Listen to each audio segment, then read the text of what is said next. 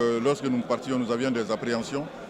Est-ce que les libertés de la presse vont être garanties pendant cette période de transition-là? Ces libertés vont être non seulement garanties, mais elles vont être renforcées. Les lois qui vont être prises vont aller dans le sens du renforcement de la liberté de la presse.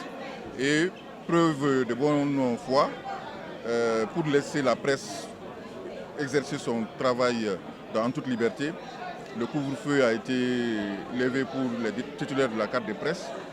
Ce qui est une bonne chose. En plus de cela, le président même du CNRD a dit que la presse est libre de dénoncer les cas de corruption. S'il y a de corruption, nous sommes libres de dénoncer.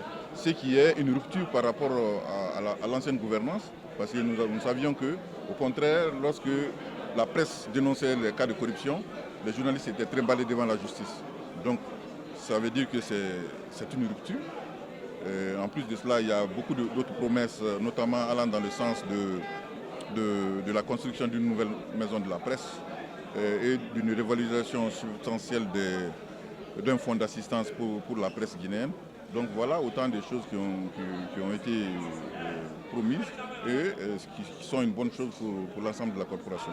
Nous étions inquiets. Est-ce que les libertés vont être acquises pendant cette période-là? C'était un souci majeur.